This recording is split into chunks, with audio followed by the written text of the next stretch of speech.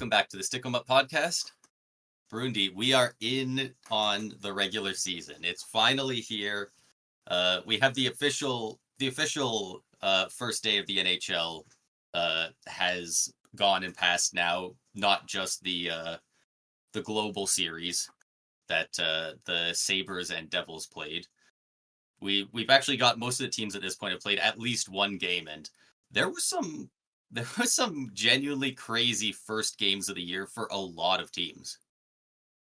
Yeah, it's been a completely wild start to the beginning of the season. What are we, 3 days in?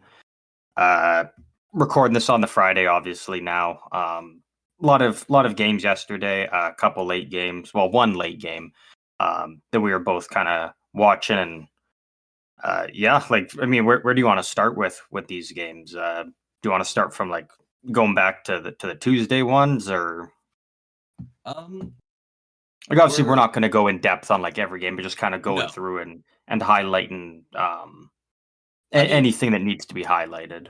Yeah, so on Tuesday, there was quite a few season openers.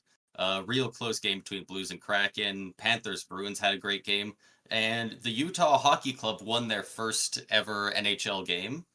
They went 1-0 to start the year. It was against the Blackhawks, but I mean, still 5-2 win, really solid opening for them.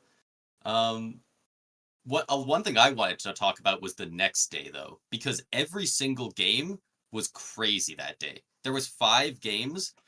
The Canadiens versus the Maple Leafs. Obviously, the Maple Leafs are... Just quickly before we go to the Wednesdays, just the last thing I want to touch on with the Tuesday. I thought the scheduling was... again, it wasn't necessarily planned to kind of be exactly this way, or maybe it was, but I thought it was awesome. It was only 3 games, right? Because you had the first game, kind of the early afternoon game, then you kind of had your normal like kind of prime time game, and then you kind of had your later on in the evening game. They were all spread out. They were spread out, but it was nice because you got St. Louis and Seattle opening the day up. Obviously, Seattle making history, having Jessica Campbell, first female coach on the bench, making her kind of coaching debut in a regular season game. So that was really cool that got to be highlighted. Then you had Florida and Boston. Just great game in general, but Florida got to raise their Stanley Cup banner, kind of have their party there as they go on to crush the Bruins. Fantastic. And then you got Utah having their first game, first regular season game as a brand new hockey club in the NHL, going up against like Connor Bedard and the Blackhawks. So I thought it was, even though it was only 3 games, I thought it was actually really well done by the league. Whether or not they plan to do it that way, I don't know. But the way it worked out, I thought it was really awesome. So it was. I had a lot of fun watching all 3 of those games throughout the day. I will say I've already seen it from a couple of tabloids, news outlets, and whatnot, and they need to stop. I keep seeing things about hockey club is off to a banging start. The hockey club is on fire. Guys, we got to call them Utah. There's 32 hockey clubs in the league. You just call them Utah, okay? Yeah. Or even shortening it to HC feels a little more like just saying hockey club. It makes it sound like they're trying to clickbait me by not telling me which team, when in fact they're just talking about Utah. And I just keep seeing articles and I'm like, just call them Utah, man. It feels easier to read that way. Yeah. So also, just want to quickly shout out right before the Seattle St. Louis game, the Seattle Kraken, the only team left in the NHL without a captain, officially named their new captain, Jordan Eberle, who will be, I think he's a great pick. Yeah, he's who I would have picked personally. There was lots of great guys that they could have chosen on that team. I believe, he's the first since Gio in their inaugural season, who they second captain in franchise didn't even hold on to him for a full season before moving on from him. So hopefully longer stint for Eberle with the C for Seattle. But great choice by them, and day one was awesome in terms of every team kind of being back in the mix in the regular season. So let's hop over to the Wednesday. And lot of crazy games. every single game Every had game a was very storyline. different. Like, so Cole Caulfield scored in the Canadiens Maple Leafs game. That's it. With his new number 13 on his back. Yeah, the Maple Leafs I believe I saw it was the first time in almost 3 years. I think it was early in the 2022 season was the last time the Maple Leafs got shut out, at least in a regular season game. And Yeah. it was game one against who almost everybody has. I think we both had them as the bottom team in the Atlantic. Yeah, I'm kind of regretting that after watching Against the Buffalo. Canadiens. But Like, that's so that was a lot. Also, everyone's being like, is Matthews going to hit 70? Like, nobody's even asking if he's hitting 60 anymore. It's like, is he going to hit 70? yeah, They got shut out, which is wild. I could be wrong. I could have been baited. I don't know for sure. Someone can fact check it. So I'm not saying this is true, but this is just what I read. But apparently, that game was obviously the first game. Cole Caulfield in the regular season wearing number 13 for Johnny Boudreau. But apparently, it was his 13th game in the NHL against the Leafs. And apparently was also his 13th point he's in his career he's recorded against the Leafs. So again, don't know if that's entirely true, if someone's just making that up, but I saw a lot of people posting about that. So I thought that was pretty cool how that kind of all aligned there like that, especially again being the only goal in the game. That is correct. I Googled it, and I'm surprised that I could search such a specific stat and it would come up right away. But yeah, his breakdown of his career points against the Leafs specifically, that was his 13th game, his 10th goal, and his 13th point. Yeah. And and also shout out both goalies in that game. Stolar's coming in, Wool obviously injured. He played great. Montembeault 48 save shutout in their home openers. So that's a really good way to get the season going for Montreal, especially Sam Montembeault, who there's a lot of questions about him going into this year, and he came out looking really good early. So that's nice for Montreal. Yeah.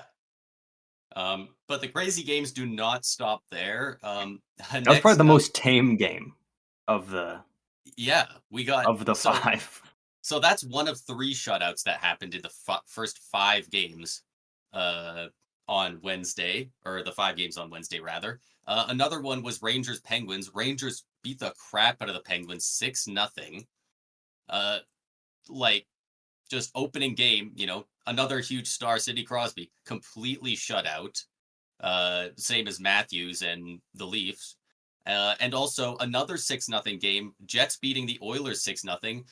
Somehow an even bigger star than both Crosby or Matthews, at least at this point in the game. McDavid getting shut out against the Jets. Like, some of the biggest stars in the league were not able to score in their first game of the season. Yeah, And that's a tough home opener for Edmonton. Like, how often do the Oilers get shut out? The Leafs hadn't been shut out in like 2 years. Like, it was crazy to see all of that going on. And then the Golden Knights beat the Avs 8-4. Like, there's just a million goals being Rantanen had a hat trick in that one for Colorado. Yeah. I saw a video of a bunch of stars and players in the league being asked, who do you think's going to win the Rocket? And of course, like, the first 70% of the videos, everyone's saying Matthews, right? And then there's, Charlie McAvoy said Pasternak, stuff like that. And then a couple guys said McKinnon, and then it cut to McKinnon saying, yeah, there's no way in hell I'm winning that. My pick is Mikko Rantanen. He's like, I said he's at least tucking 60 this year. And that's exactly what McKinnon said. He said, I think Rantanen's going to win it, and I think he's going to win it with 61 goals this year. So you made the same prediction as the guy playing on the line with him. I like that McKinnon thinks he's getting 60, but I mean, it's crazy to say now, like nowadays, 10 years ago, you could get away with saying it, but does he win with 61? I don't know. That's what I was thinking. That's what I'm thinking now, right? Yeah, it was funny because all these guys are predicting Matthews, right? And then Matthews comes around, and who does he predict? He says Pasternak. Guess how many goals he said Pasternak's going to score to win the Rocket? How many? 56. Oof. So he Matthews doesn't even think he's tucking 56 then. yeah, like, and so he's probably being nice, right? Like, because who Yeah, wants oh to say yeah. themselves, right? Well, at least just Draisaitl and bump the number McDavid up a both bit. said each other, but like, Yeah. I'm surprised. Yeah, he didn't at least like say, Pasternak's gonna win it with 71, but I'm gonna hit 70. Yeah, Like, right? Like that I've been like, that's sick. Like that's the perfect way to do it. also, I would have been fine with him just saying himself, bro. Yeah. We know you fucking bury it. Come on. Yeah. Exactly, right? Hockey Like, players don't usually do that, but you know. yeah. Every Um, once in a while, like, yeah, pump your own tires. Like, there's nothing wrong with that. yeah. And then the final game that we've yet to talk about on that Wednesday, a 6-5 overtime win, the Flames over the Canucks. Flames who most people have in the bottom three of their division, the Canucks that basically everyone has at least top two in their division. And what were the Flames down? Was it 4-1 in the second period? Yeah. They And were down 3-0 about 12 minutes in to the first period. Then they ended up down 4-1 after the first. They were down 4-2 going into the third. They ended up actually getting the lead and were up 5-4 before JT Miller scored one of the best goals we're going to see all year. I'm calling it. I love the just, get the puck off the rush, off the wing, and just take a clapper far side up top. It's just one of the most fun goals to watch. like that Um, that's what made the highlight reels back in like 1990, 1992, stuff like that. And that's not even a yeah, diss on it. Like that's how guys scored back then. Like freaking Yzerman won a cup by just stepping over the blue line and just taking a fucking fat clap bomb, and it yeah, just goes right. in. Like, and it was like right in the corner. It was really well placed. Obviously that play happening because the Flames shot at the empty net, which Captain Quinn Hughes saved himself, and then proceeded to pass up to Miller, who See, and it let didn't loose even his need to bomb. go to overtime. Like, if Backlund dished the puck off to his winger, I don't know who was on the wing there, but like if he dished it off, it's game over. Oh, he had open ice. I don't know why he's trying to shoot through the one guy in between him and the net. Exactly. He could Just have hold, done it. just Had hold on that, to that it. plays so many different ways, and the Flames probably just end up winning 5-4. But I'm kind of glad it went the way it did because we got to see that sick goal from JT Miller, and then obviously we got to see Connor Zary just torch the entire, like, all the Canucks on the ice, Yeah, to at score least an two of the incredible players overtime winner. just walks past him, like turns on a dime, just goes around the goalie. Like it was nice. That one also felt like an old school goal. Like it's Yeah, wild. All of the goals in that game were kind of freaking sick. Like the second that game ended in our fantasy league, I immediately went and checked which person had Mackenzie Weegar on their team. I immediately was like, when did they draft this guy? Can I get him on my team? Because holy crap, just a wrist shot from the point, and like he tucked it so perfectly in the top corner, like that. it's that Chris Sutter effect. It's It's still that Chris Sutter effect, still man. Roman. Um, one Like thing I will say that that was a great game to watch. kind of got lost around, Zari having, again, that incredible overtime winner was, I believe it was Pospisil, who he was out there as well. And he, when Zari kind of got the puck in the offensive zone, Pospisil like just made a beeline directly towards Vancouver's net at Seelovs.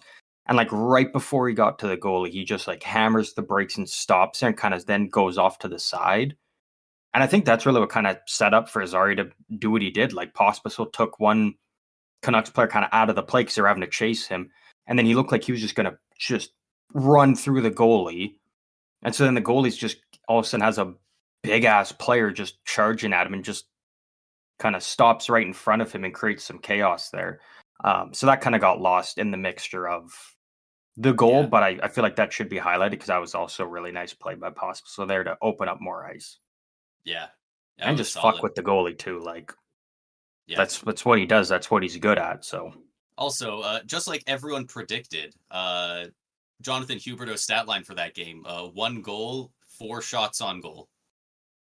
He was shooting the puck, and he even put one in the back of the net. No assists. Like yeah, Anthony Mantha had a he Gordie was Howe hat hyped trick. too. Holy crap! When he put that puck in, Like, I think that was the tying goal after they were down by 3. He was hyped, man. Yeah. No, that was the goal to take the lead. That was the goal to take Huberdeau's. the lead. Yeah, he Yeah. was, dude. He was. The vibes were on. Yeah. But Yeah. That was just an incredible game to watch. It's really kind of funny seeing, Alberta in shambles, as I think at one point, yeah, like the Flames are down 4-1. Edmonton was down 3-0 or 4-0, and then seeing the Flames make the comeback while the Oilers get just beat down in their home opener. yeah, It was two very different games. So yeah, it was. There's a lot of fun hockey to watch right now, and I mean, I'm probably just gonna keep saying it because I think we have more skill and talent in the league than we've ever had before. But yeah, God, I'm so glad hockey's back. I don't watch a ton of neutral games. I usually stick to the Lightning, but as soon as the season came back, I was like, I gotta watch some of these games, and every one I've seen is an absolute blast, including the game that we both watched last night, the Blues versus the Sharks, where Macklin Celebrini got his first goal and his first assist in the NHL. yeah. It's not a very pretty first goal, but I don't know for sure, but he might be the only player in NHL history whose first goal and assist both came off a spinorama, um, I was which is gonna say, pretty cool to highlight there. on the power play later in the game, he had a really nice spinorama pass, like all the way across from his half wall to the other side. Like, dude, like I'm not trying to gas you up because you're a Sharks fan or nothing, but like there was legitimately multiple points in the game where I thought like he looks like Sidney Crosby out there, or he looks like fucking Kucherov out there. Like, dude's literally 18 years old and he looked so at home. He made Toffoli look Yeah, like the plug of the line. And yeah. again, I Toffoli know looked good. exactly.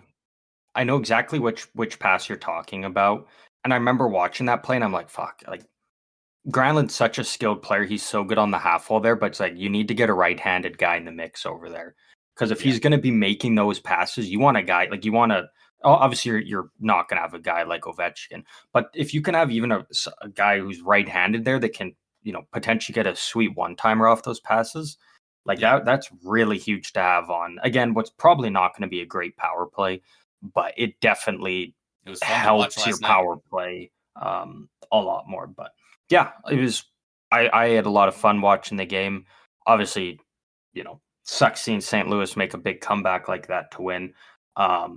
But yeah, watching Celebrini in his first game, like that was an absolute treat. It was a blast to uh, see him score, get a couple points, and kind of get some confidence going. And yeah, like it just Like that great NHL debut. the vibes were so good in the Shark Tank, and there was more people there than I've seen in like a couple of seasons now. Like the the barn was freaking. I don't know if it was fully packed, but there was a very few empty seats. The crowd There was was buzzing definitely all still night. some empty seats. I'm not going to be like, oh, Yeah, I they don't think they it was they sold sold the out. whole barn out, but there was It definitely a looked way lot better. more than yeah. And hopefully it's not because it's just a home opener.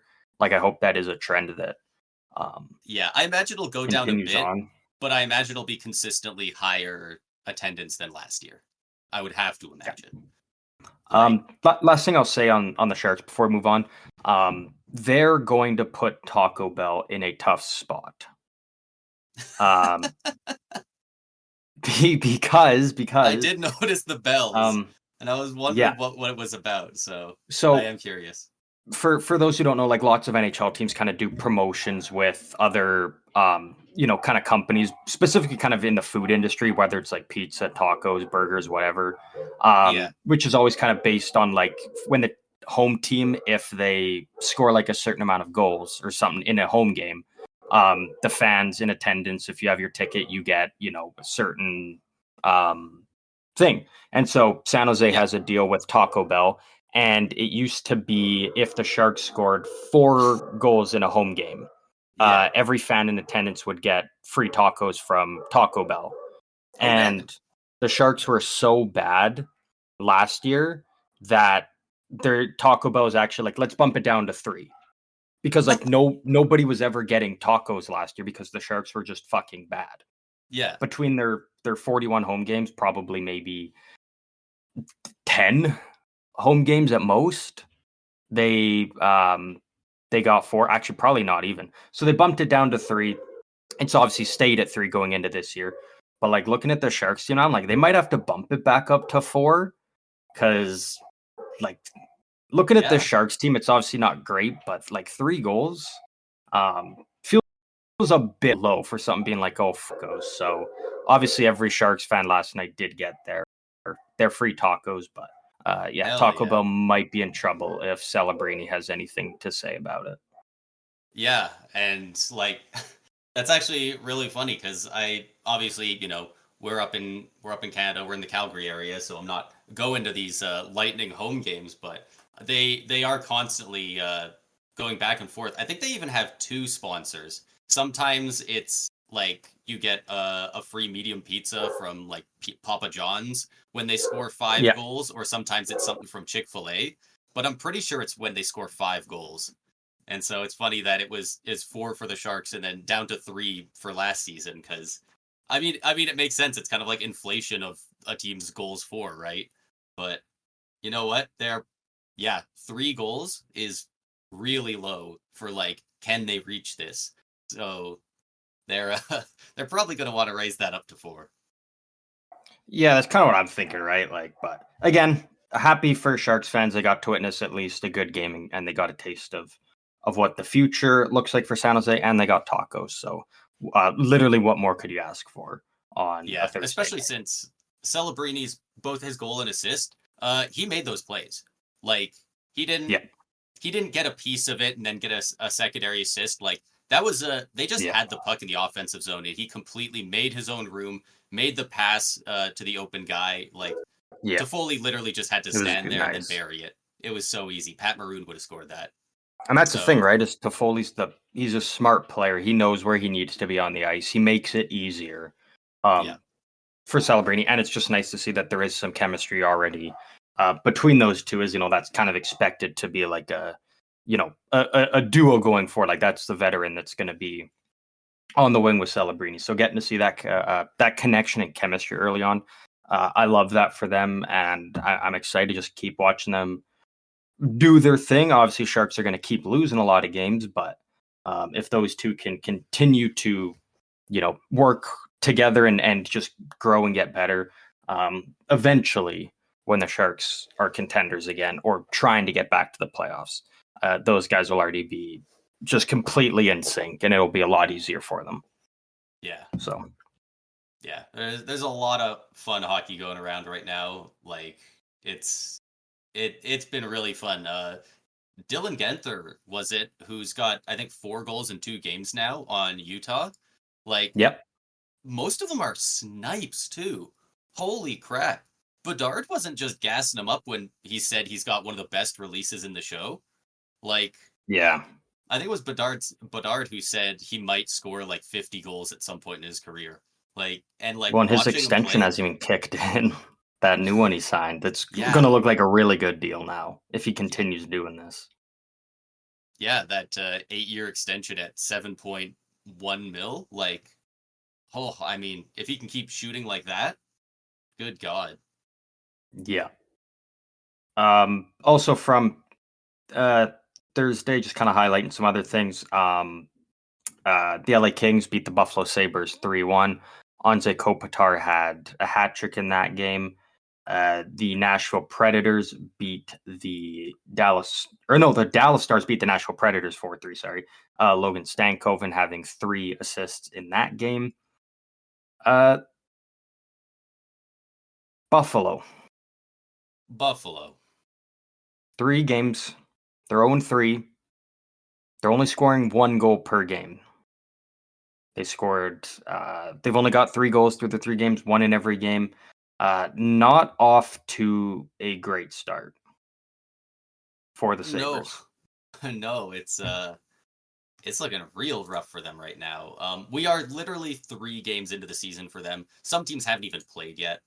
Like, it's a bit early to be too worried about it, but at the same time, uh, yeah, three games, 3 goals. That's You need more when at the end of the season, whether you're in or outside of the playoffs, it's going to be a fight to try and get there or stay there. So only 3 goals for the first 3 is not good enough, and they're going to need to start putting together some wins real soon. Yeah, like obviously, it's not like, oh, hit the panic button yet or make a drastic move. Like again, it's 3 games, but when you're looking at it, it's like Buffalo's not a team that, it's not going to be a team like The a Oilers last Florida, year. a Tampa, a Boston. They'll be like comfortably in a playoff spot. Like Buffalo's going to be fighting for a wild card spot, and yeah, they're not At like the best. Oilers that can be so far behind and just go on this magical run. Like Buffalo, it isn't made for that.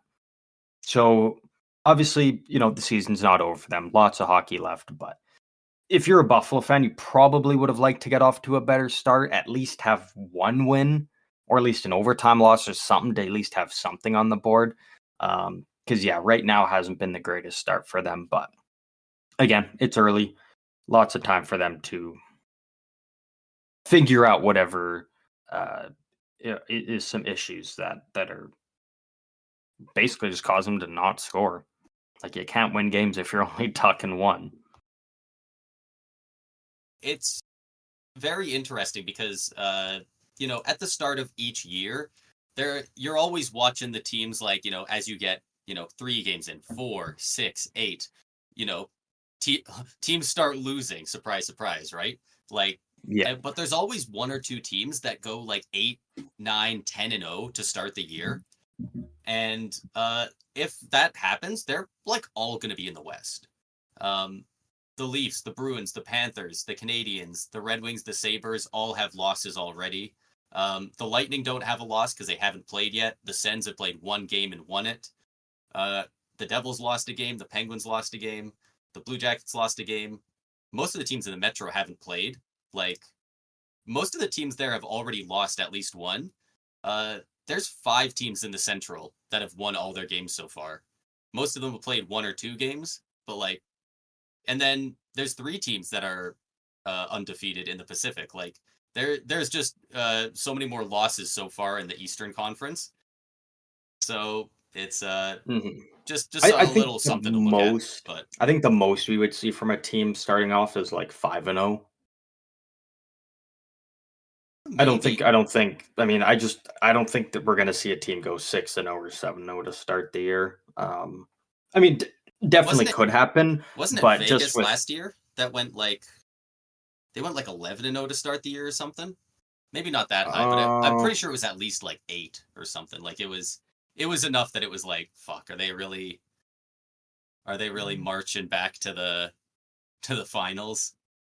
yeah, I'm not 100% sure for last year. I think there was a team, but yeah, look, just looking at it, yeah, I feel like it's going to be. I feel like 5-0 is probably as high as it goes. I would love to be proven wrong. I'd love to see a team go on an incredible run to start the year, whatever team it is, just because Utah it just makes it a opened the little more season entertaining. But like 10-0. Just yeah, right. show Like everyone I how would good love it to see is. that.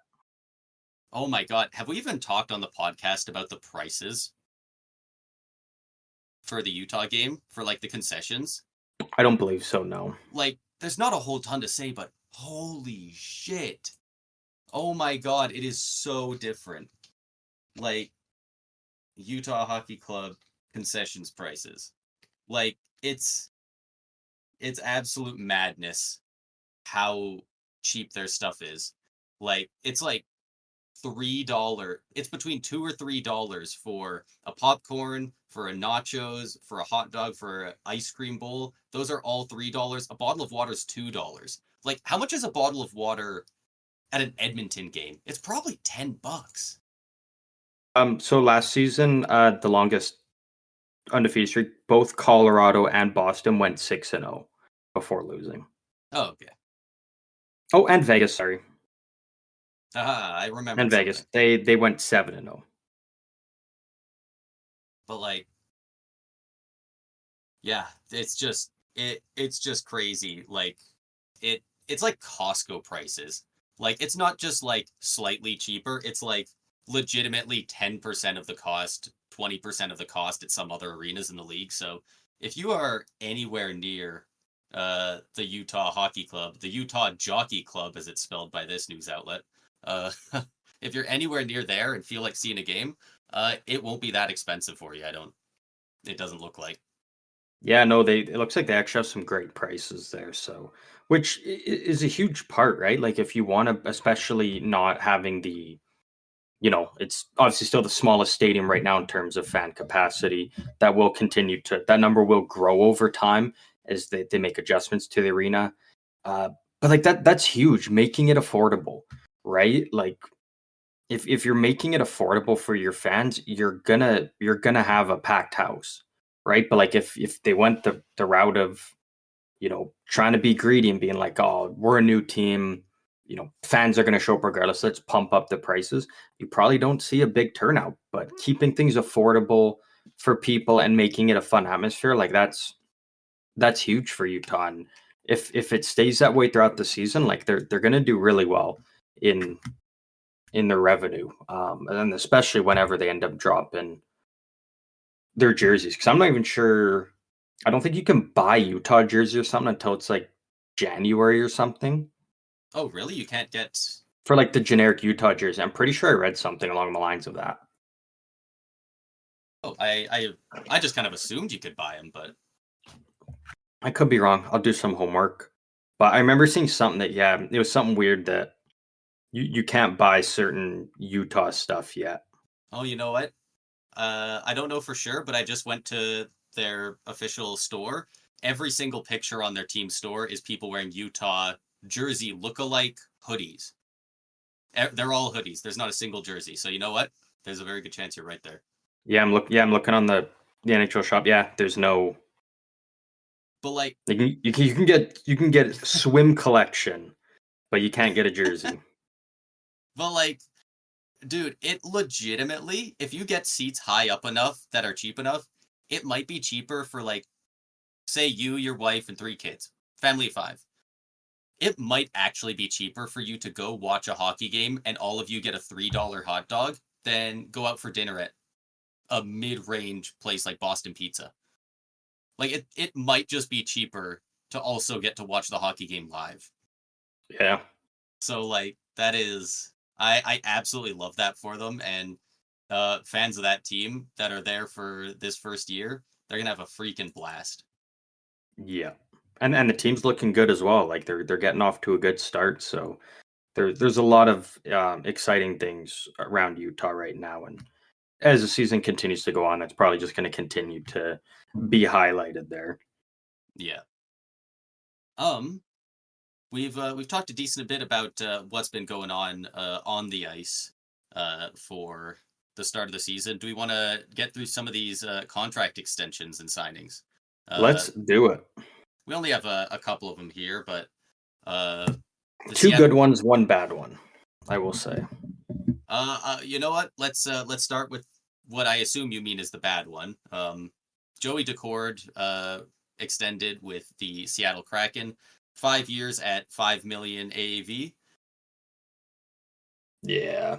I mean, it's a contract. Good for Daccord. I don't think a lot of people like this. I do not mind this. I think I Joey just don't Daccord get it. he has the potential to be a really good goalie in the NHL.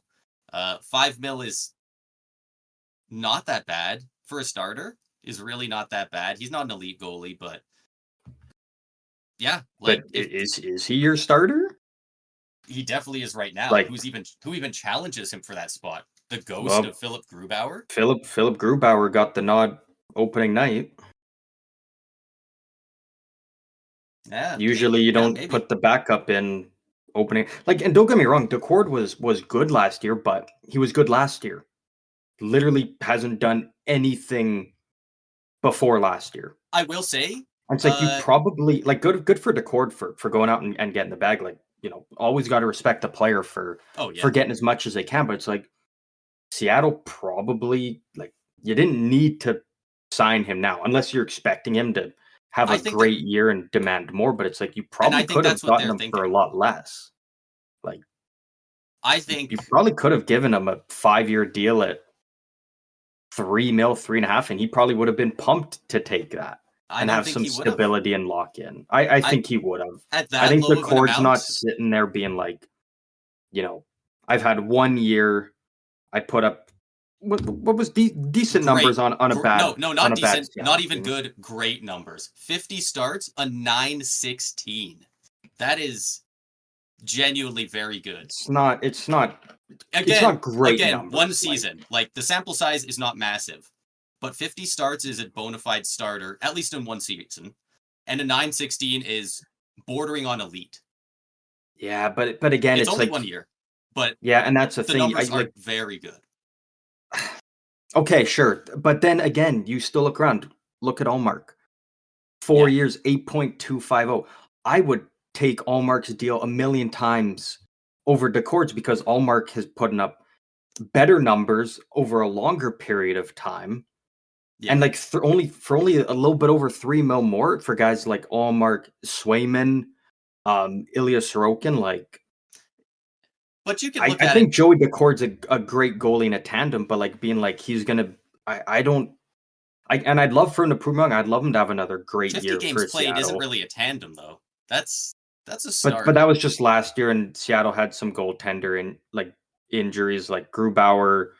Uh, I think Grubauer did have some injuries last year. I'd need to pull up their roster to see who their third goalie was. It might have was it Chris Drieger last year? Was he I still I with think he was still with them. I'm not sure if he Seattle? was the third.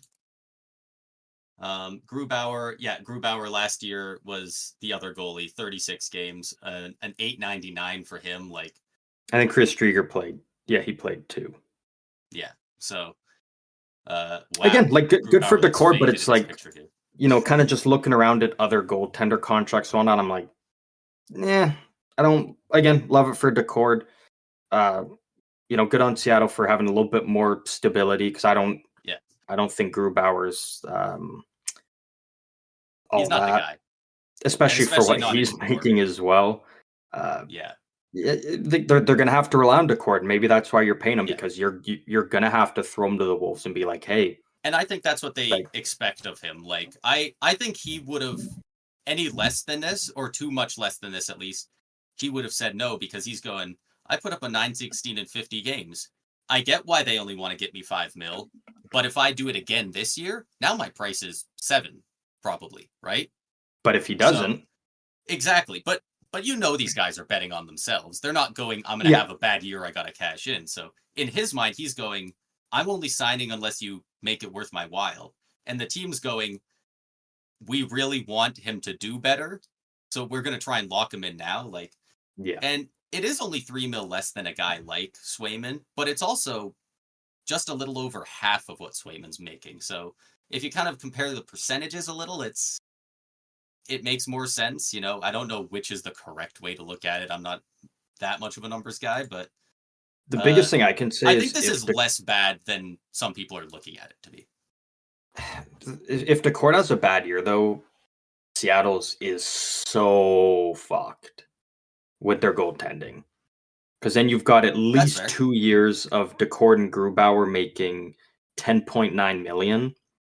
Like again, Grubauer, I That's was a lot. shocked he got his contract when he did. Um, They and I really mean wanted to make a Seattle splash stuck first with year, it. and they Yeah. yeah, and they So like, fumbled and on if that. Daccord has a bad year, like you're completely screwed. At least for the next 2 years with that, if that is your goaltending tandem. But again, like good on Daccord. I don't love the contract. Contract could end up being a great Yeah, it deal, could but be like a as of steal. right It now, could I'm be like, horrible. It's right yeah, in the middle of that goaltender number. Like it's very slightly above the average cost of a goalie, I would probably say, in the NHL. So yeah, if he becomes elite or at least just replicates last year, it's a steal. mhm, If he doesn't, it could look real bad because it's a 5-year extension. He's still making 1.2 mil for this year, so they got it for 6 years. So yeah. we'll have to see how That's it turns out, but they're uh, committed now. Like that's their guy going forward, and especially if he can get it to like if he can continue what he did off last year. If that's your starting goal and he's only making 5 mil, that's wicked. But again, you know, he's got to Now you need to see the He's got to consistency. maintain that. Yeah. And that's the name of the game for almost every goalie contract we see. Like most of the guys in the league, we know what their heights are going to be as far as in the crease, but like, they have to put it up year after year. They have to be consistent with it. So we'll Yeah. we'll see if he can, Like the pressure's off Daccord because it's like, hey, you've got that contract extension. Like you don't got to worry about negotiations and whatnot. You can just focus on playing. But now it's also like you need to play to live up to that contract now. You have to keep your value at least at this level now. This is what's now expected of you, So you're no longer you know, a new goalie kind of making his way into the league now, and you're making. I mean, this year he's making cheap money, but it's like that extension's there, so it's like you're a regular in this league now, and you gotta perform up to those standards consistently now. So, um, yeah. I'm curious to see how it goes. All I can say is good on Daccord for getting that contract. I did not think he'd be getting a deal like that. So Yeah. Yeah, he put up the great numbers, and hopefully he can keep doing it. I will say he did not get any Vezina votes last year, and I am not by any means saying he should win or even necessarily been a top three. Um, only only 9 goalies in the league last year got a vote. but They you got to only do remember, there's they only only do three top votes three. There's only 3 votes for it. They even have a per fourth and a person. fifth Yeah. vote column for it, but there's only top 3 for Vezina. But like Sorokin got a vote last year. Lindgren got a vote. Lindgren makes sense. Their team was bad. But like UC Saros had a 906. That's good. I mean, again, you look around the Shesterkin a league, like 912. people would be calling for you to lose your right to vote if you're picking your top three, and it's like you're leaving out like a Shesterkin, a Hellebuck, a Demko. Like It's really just like, yeah, because the top 3 seemed so obvious last year. I'm surprised there's even 9 people who got votes. that's what I was thinking. Like I was even surprised when I looked. I'm like shit. Like it wasn't only like 4 or 5 goalies got votes. It was like there was 9. Yeah, I was Linus pretty Ullmark got a surprised by second that. place vote. You're telling me Linus Ullmark last year was the second best goalie in the league? Whose vote was that? Yeah. So, but Maybe that was just regardless, recency bias because he won a. yeah, My thing is always no goalie literally should 1 ever vote. win. Like no goalie should ever win the Vezina if they're in a tandem. Like if you're splitting the games, it's like, Yeah, yeah. A tandem being like both guys play within 8 games or something like that. yeah, Like if they're one guy plays like they're 30. both sniffing that 42 to like somewhere Yeah, within that range, a couple yeah. If one above or below. It's like, yeah, Yeah, if your backup plays 36 games on the year, it's like, is he really a backup now? exactly right. Like that's basically half the year almost right there. Yeah. I'm just looking at the voting now. Brock Faber got way closer to Bedard than I thought for the Calder. Bedard had 1,800 votes. Brock Faber almost had 1,500. He was actually Yeah, really close. he almost stole it. Speaking of Allmark as well, talking about him, he did get a Yeah. 4-year extension with Ottawa, 8.25, the exact same amount as Jeremy Swayman, just not as many years due to the age. Good for Ottawa. Like, Yeah. looks like even a bigger fleece over Boston now. You're not only getting Allmark just for 1 year, like you've got him locked in as your goalie. You're finally willing to pay a goalie big money. Like that's huge for Ottawa to have a guy like Allmark now locked in with you for 5 years. It's what they Yeah. needed. It's what they've been looking for quite a while. Yeah. That's having that for the next several years is way better than having Corpusalo at 4 mil for Oh the yeah, next 4 years. So 100%. that's some pretty tidy work by them. As soon as the Swayman contract was in place, they were like, you know what? He's almost a perfect comparable. You guys have close numbers, played under like the same amount of games, literally the same team and system. So we'll give you exactly that. He said, "Yep, done deal." And Like I love especially it. if you're Allmark, looking at the track record of goalies in Ottawa, like recency bias is the biggest thing. Like when it comes down to contract talks, it's like, what have you done for me lately? And it's like if Allmark, you know, hopefully it doesn't happen, but if he goes out and just gets shelled and he ends up with numbers that Korpisalo and other Ottawa goalies have put up. If he goes to free agency, he's not going to be getting a huge big deal.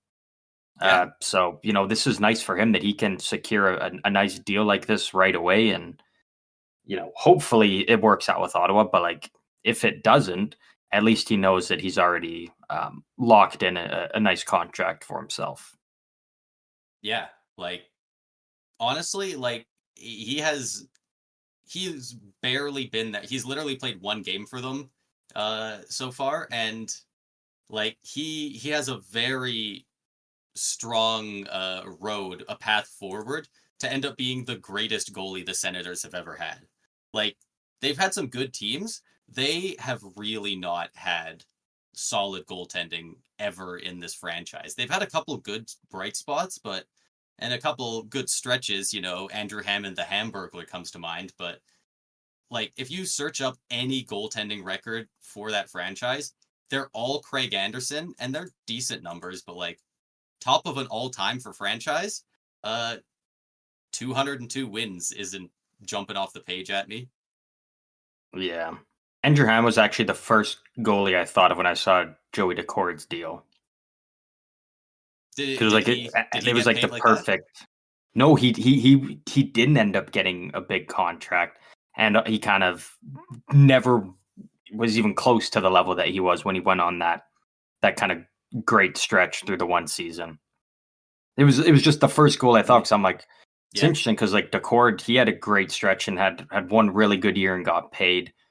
So it's like, and then Hammond did the same thing, only less games played, but way, way better numbers. But he never got a big contract like that. And thankfully for Ottawa, they never went down the road of giving him a big deal, because that one would have aged very poorly. I think he was out of the league within like 2 years. It was pretty quick. But he got that like lifetime supply of McDonald's, which is like the most hilarious thing ever. Yeah. And well deserved on his end. Yeah, he was lights out for him for that stretch. But yeah, lukewarm, very hesitantly optimistic for that Daccord contract. We'll see how it pans out. Could be sketchy. The Ullmark deal looks like it should be good unless he falls off a cliff. And then we got the final extension to talk about. This one I do not like because it is such a good contract. The Florida Panthers extended Carter Verhaeghe for 8 years at a $7 million AAV. God damn, that's a steal. That's a good deal. I'm surprised it took this long. Like, it was around the draft or something, or right after like the playoffs. Yeah. It was like, it sounded like it was a done deal. Verhaeghe signed for 8 years, and then we never even heard anything about it again. And then obviously, Florida has their big, banner raising ceremony. They get to stomp on the Bruins on their home ice in front of their fans, have a great night. And then Verhaeghe gets to cap it off with signing this contract. Like, what a day for him. Yeah, it's a good deal. Like, what he's done with Florida, not only in the regular season, but playoff performer. Like, getting him at 7 is... I thought he was going to get like an 8 by like 8.5. I was going to say... I thought it was kind of going to be around where he was going to end up at. 8 to 8.5, I thought for sure. But yeah, they got an absolute deal with this. Like, his last 2 years, he's had 73 and 72 points, 42 and 34 goals. And then last 2 years in the playoffs, 17 points, 7 goals in 21 playoff games. And then this last year where they won the cup, 21 points, 11 goals in 24 games. Like, yeah. Fuck, that's a bargain, man. Yeah. Yeah, it's really nice for Florida. And Verhaeghe, you know what I mean? Like, maybe he could have gotten a bit more, but still, for a guy that looked like he was going to be out of the league at one point and, scratched and clawed his way into being a regular in the NHL, gets a Stanley Cup now and gets to cash in on a big 8-year deal like this. Like, he's got to be pumped. He did have the Lightning. He did with Tampa. Yeah. So like, that's just got to be huge for him. Like, what a journey he's had, and to cap it off with just signing this big contract that's going to set him and his family up for the rest of their lives. Like, that's awesome for him, and it couldn't happen to a better guy. I was wondering if there was a reason that Florida fans weren't super concerned about getting him re-signed until the other day. I did see I heard that he is married to one of their announcers' sisters in Florida. So I guess Oh, I didn't the even know that. the ties to not just Florida but the Panthers specifically are very much there. So I Yeah, imagine he really did want to stay on top of just, maybe not right now specifically, but in general, Florida weather's very nice, the tax free, good place to live. So yeah, I imagine it was not much of a not much deliberation on his part. yeah. Um, I don't believe we have anything else. I think that's kind of all we got. Just kind of doing a quick recap, finishing off with the Thursday games. Obviously, Utah did beat the Islanders 5-4 in overtime. That was a great kind of back and forth game between both sides. Talked about LA and Buffalo, Boston getting a nice shit kicking in on Montreal 6-4. Did Swayman play that game or did they go? Okay, Swayman did. Okay, so Swayman didn't have a great game, but he did get a win for Boston. Mark Kastelik got 2 goals there. Maybe kind of softens the blow of that Ullmark deal, but probably not.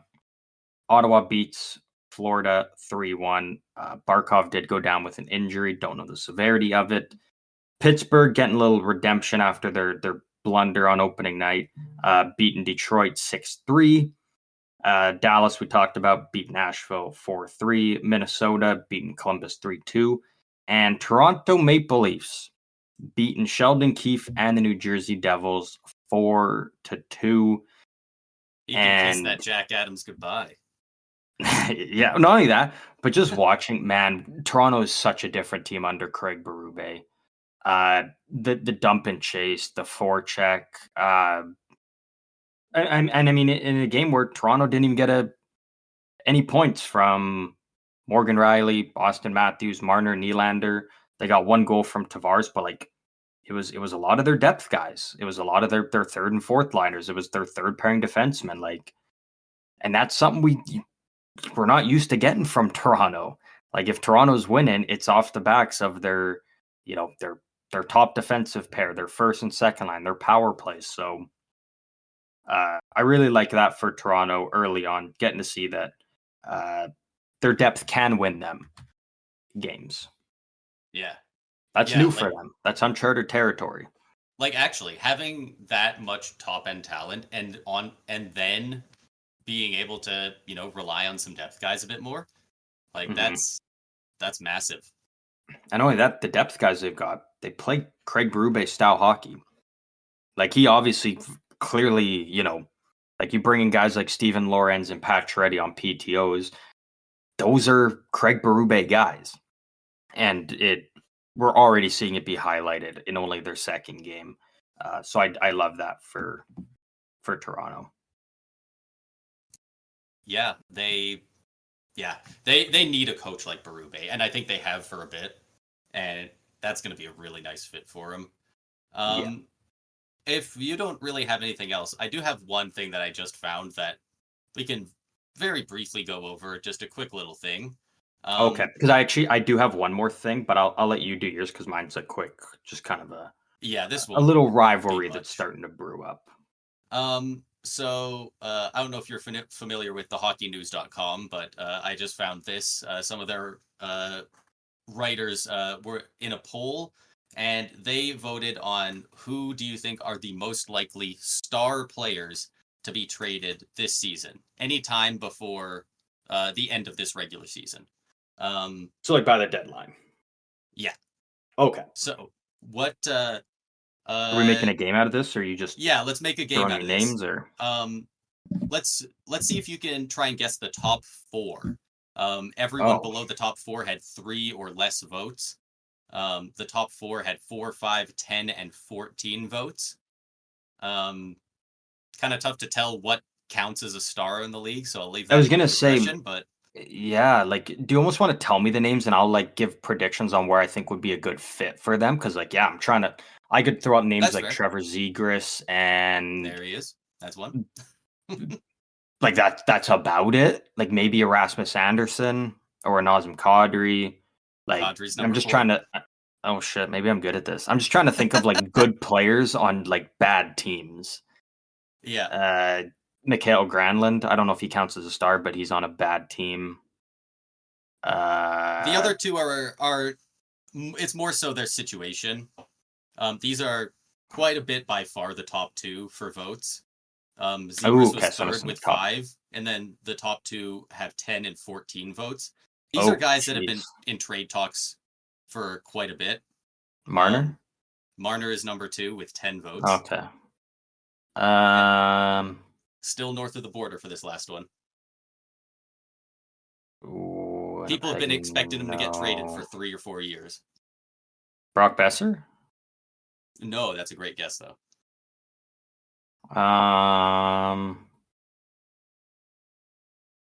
He's on the Jets. Oh, I said no one on the Jets. Shit, the Jets. Oh, Nikolai Ehlers. Yeah, Nikolai Ehlers. So, Marner, I don't think he gets traded. I think Toronto is just going to be like, no, we're going to make it work. We're going to figure it out. Ehlers, I would really like to see him go to the Islanders. Islanders have already been reported to be interested in him. They also tried hard to get Kyle Connor a couple years ago, which obviously wasn't going to happen. God, he need 50 goal scorer on that team. I think Ehlers is exactly what the Islanders need in their top 6 wingers, especially that, they're getting older and they're still trying to win with guys like Horvat and Barzal. I think he'd be great there. Kadri, if I still would like to see him just go back to Colorado. I thought it worked there. Obviously, the cap hit, probably not going to work. Trevor Zegras, I don't know. The only team that sounded super interested in him over the offseason was Montreal, but they went out and got Line instead for way cheaper. So like if Zegras gets moved,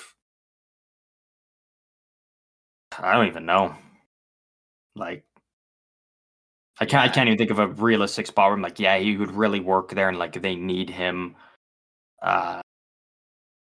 It would have to be a bit of a gamble after his last year. Like you're not getting a sure thing with Trevor Zegras, but obviously, you'd be buying low on him. It would cost a bit less, and the potential is there. I don't know if they would go for him, but I would love to see Trevor Zegras go to Philadelphia. Like low key, that's a little bit what I'm thinking. Like first of all, him being reunited with Jamie Drysdale, like they were best friends in Anaheim. That'd be awesome for those two to get to play together. Those teams aren't afraid to make a big trade with each other, as we've already seen. Yeah. Him and seeing Trevor Zegras and Michkov and Tortorella would just like you'd be bald by the end of the season. Watching Zegras and Michkov try Michigan's just over and over. He does a Michigan pass out front, and then he catches it on his stick, and Michigan's around the goalie into the net. Yeah, like I think that would be so fun to watch that in Philly. But again, I don't know if it's going to happen. But if I had to pick somewhere for Zegras to go, I think that's what I would go with. Yeah, you know what? I think Philly's a great shout for that. I think it's one of the most likely teams as well. I don't necessarily know what the Flyers have that the Ducks would want back, but I'm sure you can. What if the Flyers got it? Like they have Colorado's first. Who else do they have? They have 3. Yeah, who's the other team? First and 3 seconds. They have the Oilers, the Avalanche, and their own first rounders. Oh, that's right, the Oilers. So and they've got second rounders from themselves, Anaheim, and Columbus, which are all 3 teams that are probably missing the playoffs. So, those are all going to be. They've probably got 6 picks in the first 50 of this draft. Yeah, like that's like you could do like a first and maybe a. Again, like it's hard to say what Zegras' value is. Like how much more than a first, like a first and a second, or maybe a first and a Bobby Brink potentially. Bobby Brink was the name that I was thinking of as well. I think he would just kind of be the odd guy out just because of what they've already got. Like you've already got certain guys locked in. You've got like Michkov and Forrester that are still younger. You got Luchenko who made the team. So, yeah, like a first Bobby Brink and a fourth or some other prospect that's not a big name, something like that. I think could maybe Yeah. get the job done. Yeah. And Who like knows you're though? But not giving up anything massive, but man, if you can get Zegras into form, that would be huge for yeah, him. that'd be fun to watch him play for the Flyers as well. Like Philadelphia would love a personality like Zegras. And that would fill out their top six so nice. Like having Mm-hmm.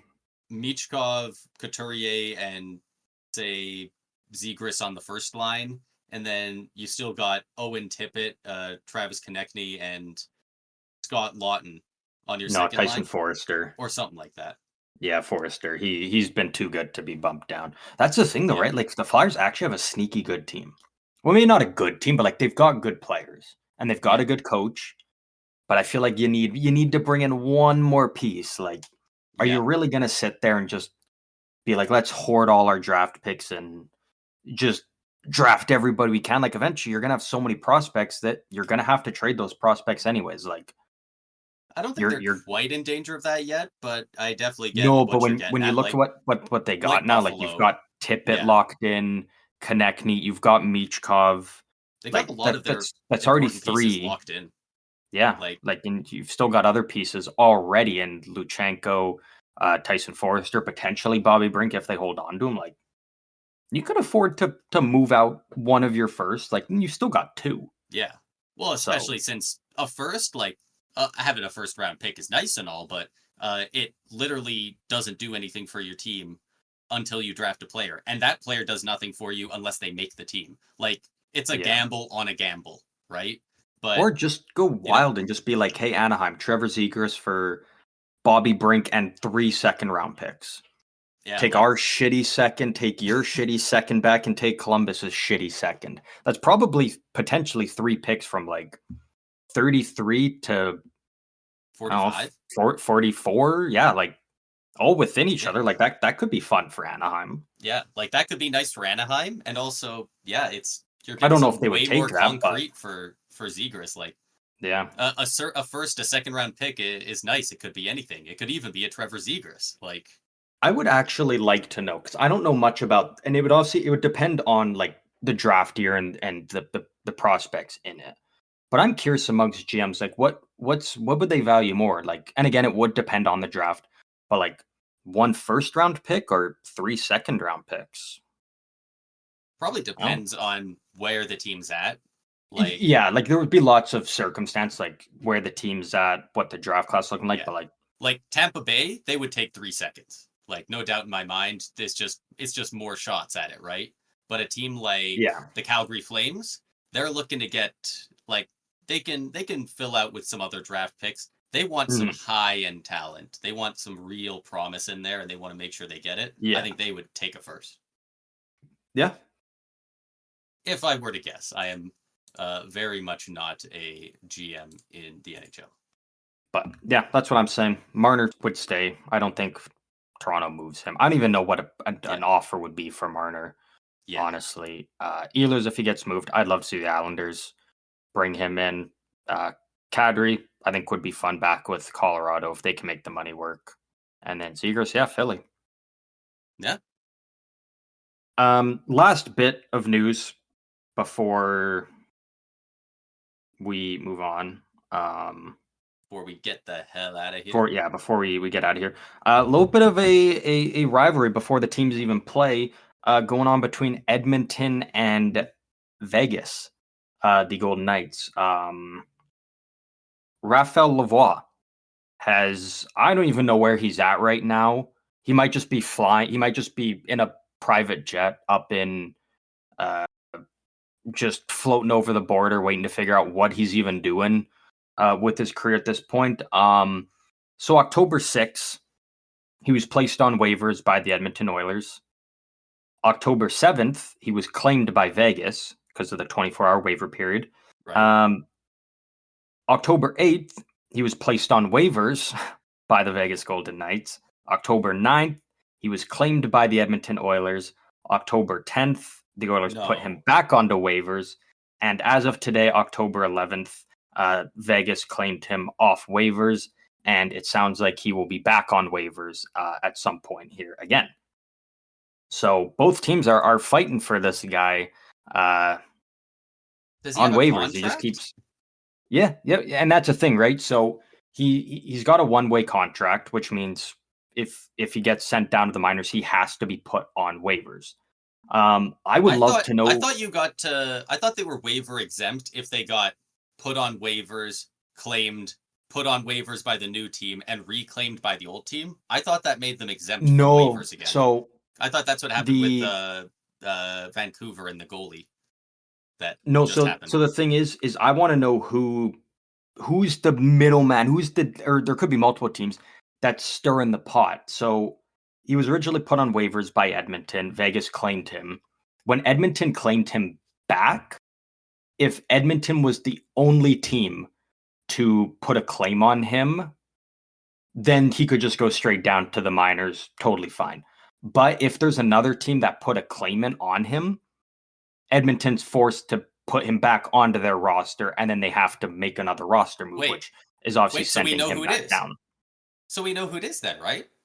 Because because Edmonton doesn't get first dibs on his waiver though, it goes like Sharks would have first dibs, right? Because it's a waiver, and like the Sharks were last year. No, because it goes off current standings now. I'm pretty sure. Oh, it does. Okay, because Yeah, I because was now like, that the season has actually started.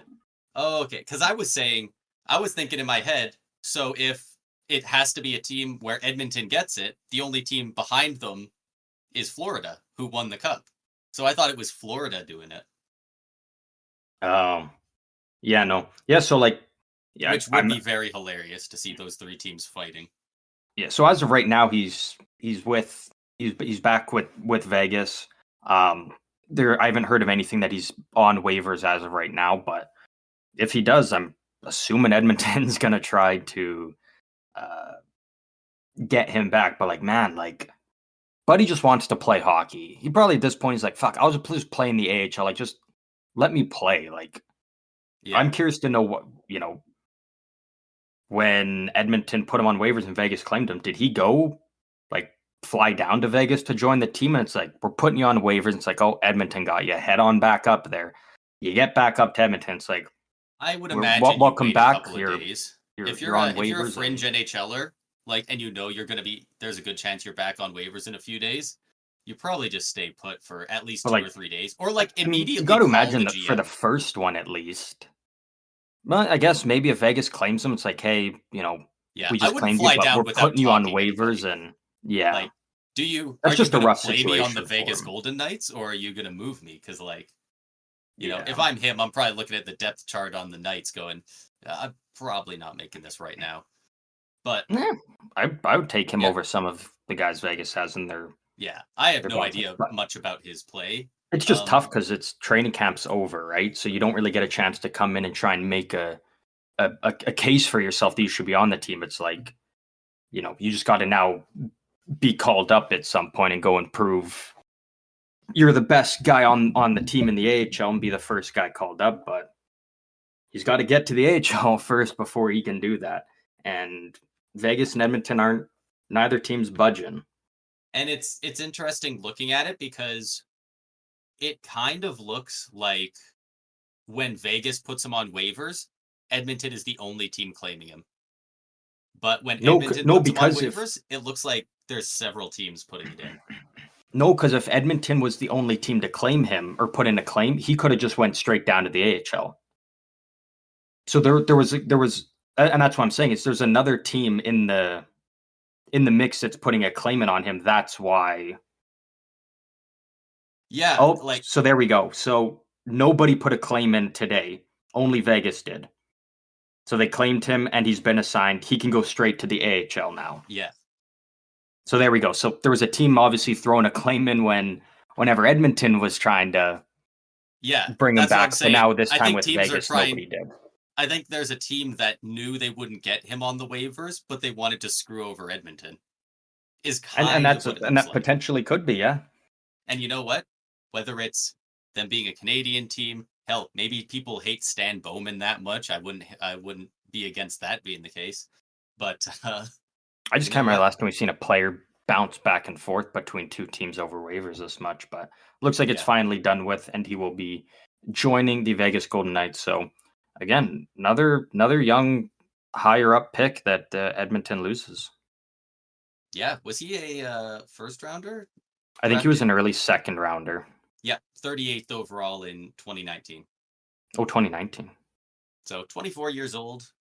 Just turned 20 a couple weeks ago. Yeah, put up really solid numbers in the AHL last year for the Condors. 66 games, 28 goals, 50 points. Nah, it So could in be the something. span of like 2 months, no, I guess more than 2 months, like say 3.5 months, 4 months, Edmonton loses their first round pick and second round pick in 2019, their first round pick in 2020, and their first round pick in 2021. That's Brutal. rough. That's rough. Hey, as long as they can keep their first rounder from 2015, they're good.